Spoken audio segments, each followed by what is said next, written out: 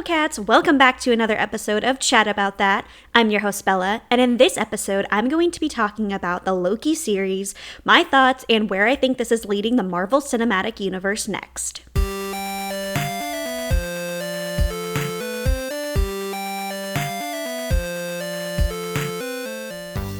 Before I chat about that, I just want to say I'm really trying to do 2 episodes a month. Things have just been really crazy, and I feel like I might have to go back to 1 episode a month, but I'll keep you updated. I did say that I wanted to do a movie or TV review once a month just to, spice things up. So I'm really trying to do that, and I love making these podcasts, but things have just been really, really crazy, and I'm not always in the right mindset to be making episodes. So I'm finally back and recording this episode. I know Loki finished a couple of weeks ago, and everyone's already kind of talked about it, but I want to give my take on it because I talked about WandaVision and Falcon and the Winter Soldier, and I really want to talk about Loki because I definitely think this was my favorite of the 3 series, and I have a lot of thoughts and opinions about it. Like the other 2 series, I'm just going to go episode by episode and talk about my thoughts and what was going on in each episode, and then at the end, I'll wrap everything up, talk about, what I liked, what I didn't like about it, and where I really think this is going to lead the MCU, because the last episode definitely set a lot up. So before I get ahead of myself, I'll just start with episode 1. We'll go down from there. There was only 6 episodes, and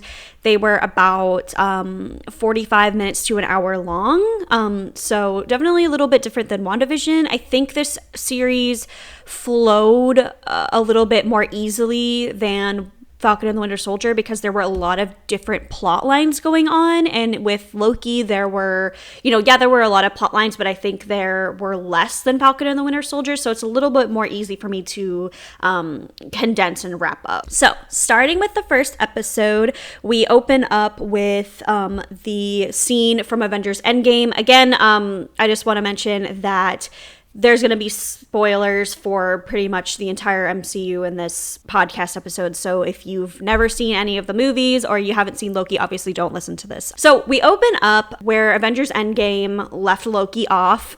This is when all the Avengers go back in time to get the Tesseract. And so Loki steals the Tesseract and he goes off into oblivion, and we don't know where he goes. So this show picks up there, and we finally figure out where he's going. So he ends up going to a desert, and there's these people like talking to him, and he really doesn't know what's going on, and the Time Variance Authority shows up. So Time Variance Authority is called the TVA. That's what they call it. That's what I'm maybe referring to it as.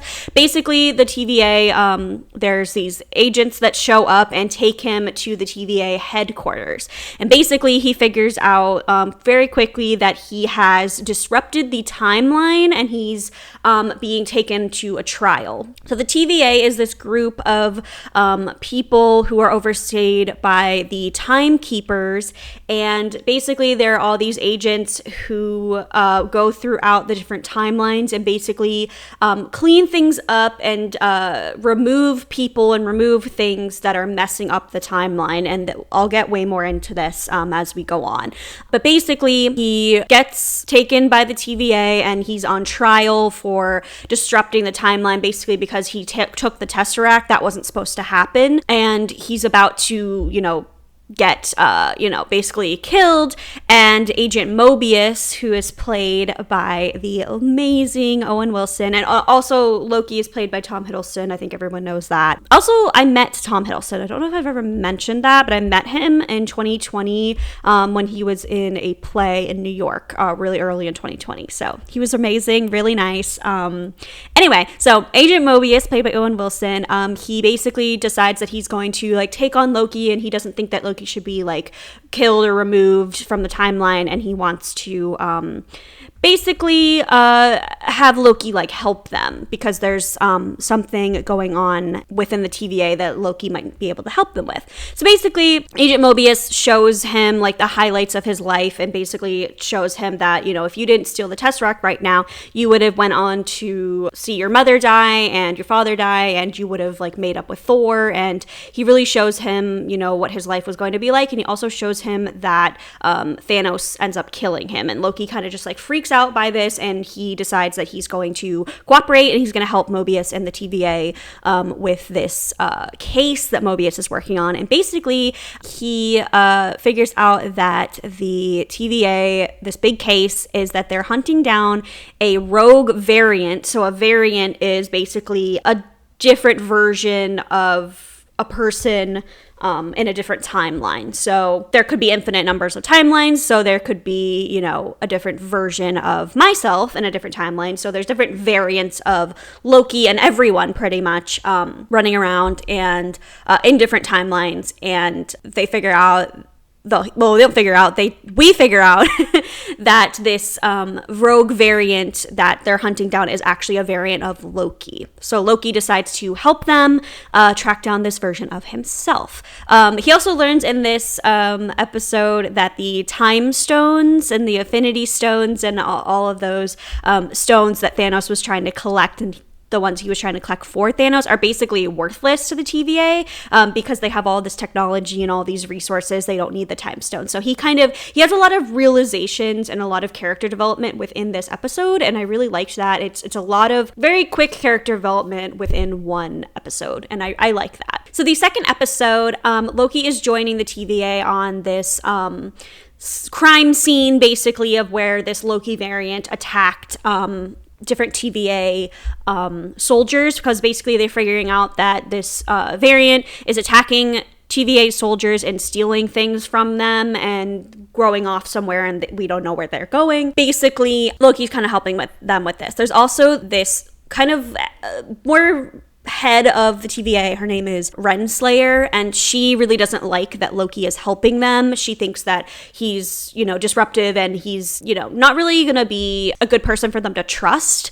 And so she's really not interested in having Loki help them, but Agent Mobius is really, you know, vouching for Loki. And Renslayer is very important. Her and Mobius have like a really good rapport and relationship with each other, and she trusts Mobius, but she doesn't trust that Loki is really going to be helping them. So basically, Loki figures out that this variant of himself is actually hiding out in different apocalyptic events, because those events aren't things that happen in those apocalyptic events are not going to affect the timeline, because the world and that timeline is pretty much already going to be destroyed. That anything that happens or anything that's like sort of off won't be picked up by the TVA, because that, you know, world is already going to be destroyed. So they test this theory by going to Pompeii, and Loki like does all this crazy stuff, and they realize like, okay, the variant's probably hiding out in these apocalyptic events. So they figure out like which apocalyptic event this Loki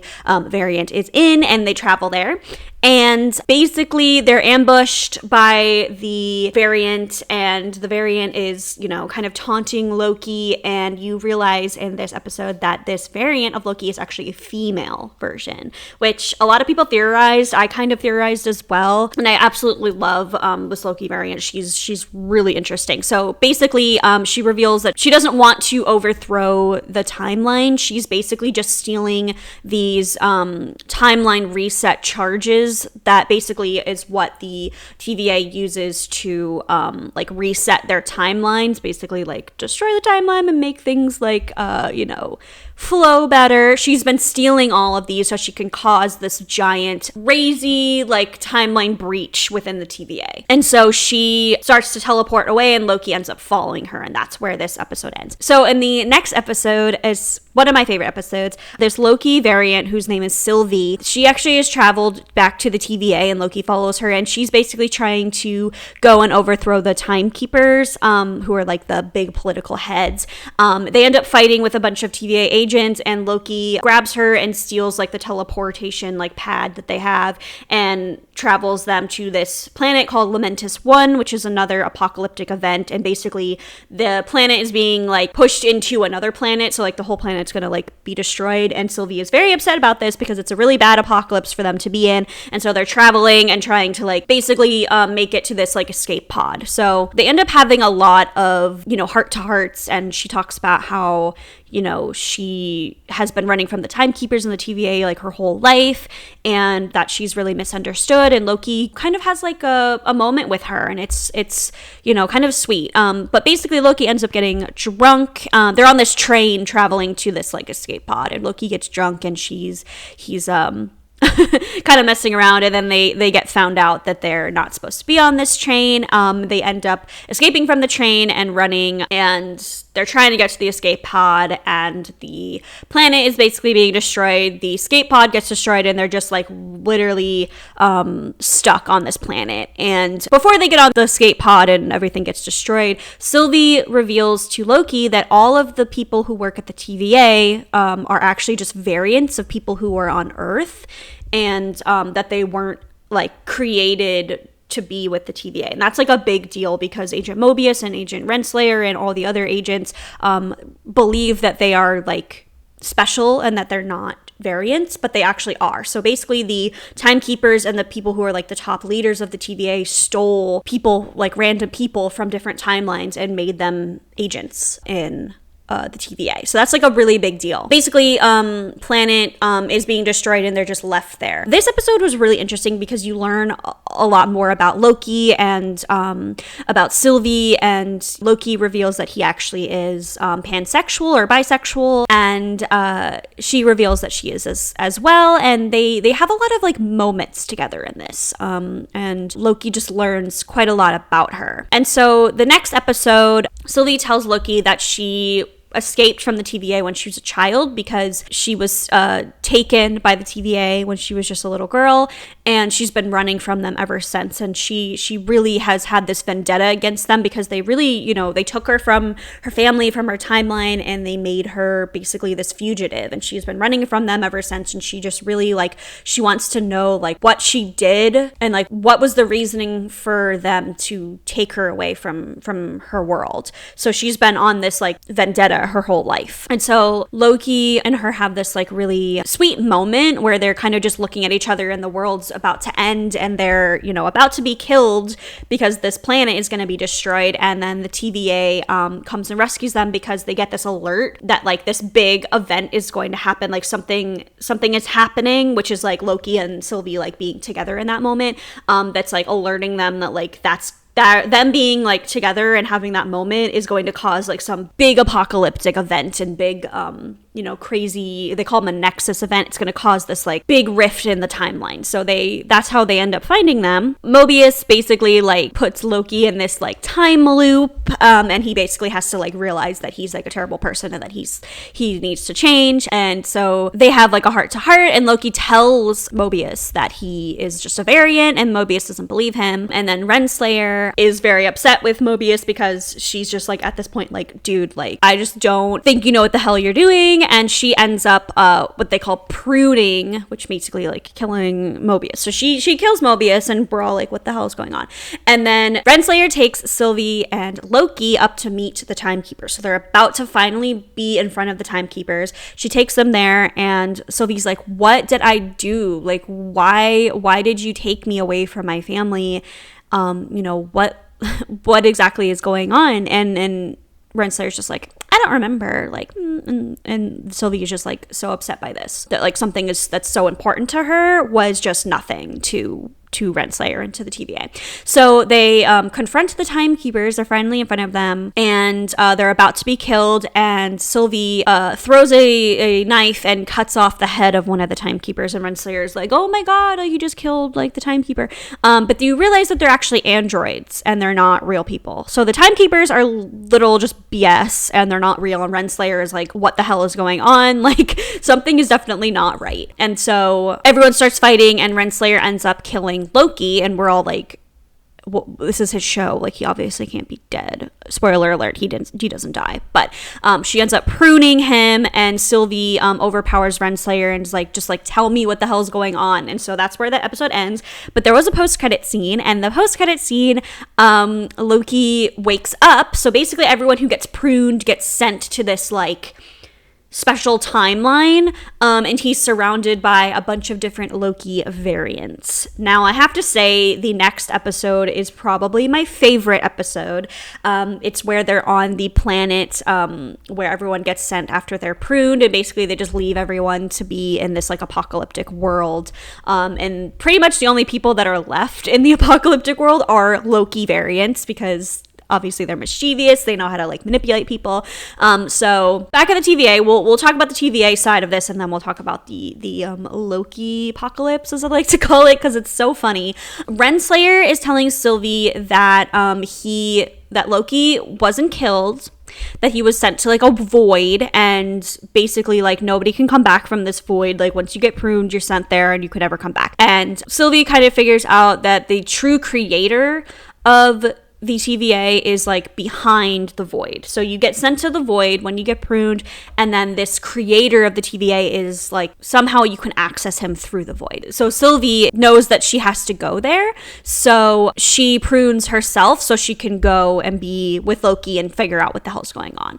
And then Renslayer decides that she really needs to like figure out who is really behind the TVA as well. There's other TVA agents that figure out, based on like everything, they figure out that they're variants, and they're, you know, really just not sure like what's going on. They take a couple of the agents back in time, or not back in time, they take them to another timeline where there's a variant of Renslayer, and they all figure out that they're variants and that they need to like, you know, switch their priorities and everything. So Renslayer decide, like, she goes off, and we're not really sure where she ends up going. That's kind of like the last time you see her. But in the void, Loki is surrounded by all these other variants. There's a classic Loki version who is wearing like the classic crazy like comic book outfit. There's a child version of Loki. There's another version of Loki who is played by a black man, and he's sort of like kind of like Viking-esque. And then there's also an alligator with Loki horns.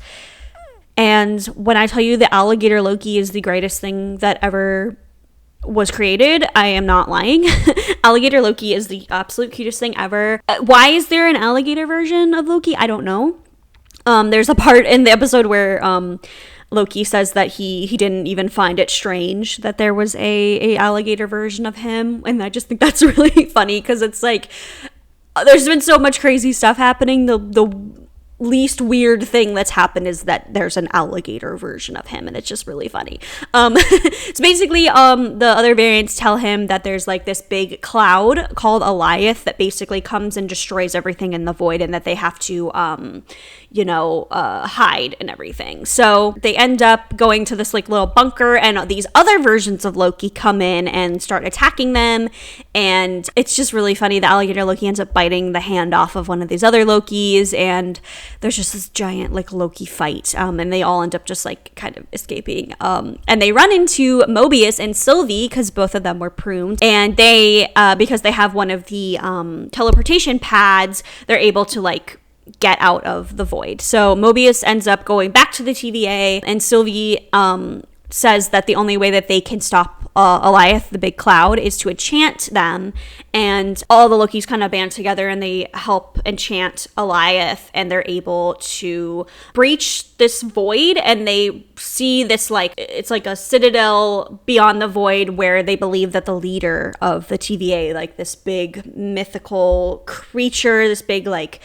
you know, the big bad at the end of the void is there. So that's where the episode ends. They go into the void. So the last episode starts with Loki and Sylvie going to the citadel at the end of time, and they basically find out that the person in charge of everything is called He Who Remains, and he's, you know, kind of like in charge of things. And so this character tells Loki and Sylvie that basically many years ago there was this multiversal war, and all of these variants of himself came together and used Eliath, that cloud figure, to destroy these other timelines that were causing problems, and then they created the TVA to like maintain peace.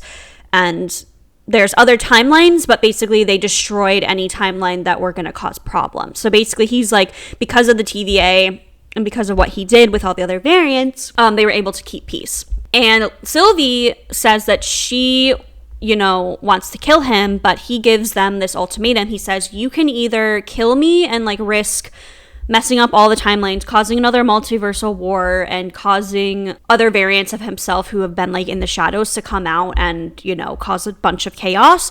Or they can replace him and oversee the TVA and, keep this good sacred timeline that they have. And Sylvie's like, no, like we should kill him. Like he's obviously not telling the truth. And Loki's like, no, I really think that he's telling the truth. Like I think, the story of like this multiversal war is like actually legitimate. And Loki and Sylvie have this moment, and he ends up kissing Sylvie, which is like, it's yourself. Like I know it's like a different version of himself, but it's himself. And I want to just like take a moment to talk about how I don't like that they had this like romantic plot line with Sylvie and Loki, because it's literally himself. And Mobius even says like in one of the episodes, like you fell in love with yourself. Like it's so narcissistic, but like it makes sense that he would fall in love with himself. But I just think it was weird.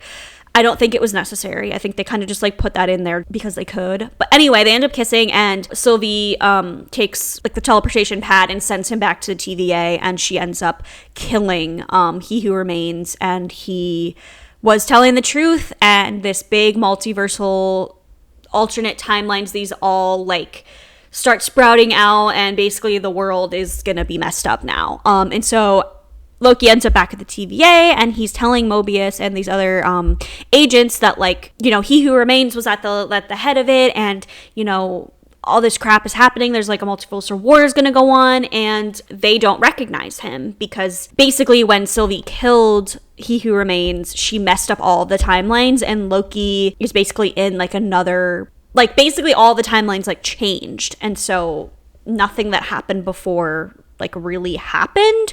And Loki sees a statue of He Who Remains in the TVA. And basically, because Sylvie killed He Who Remains, like everything has been completely changed.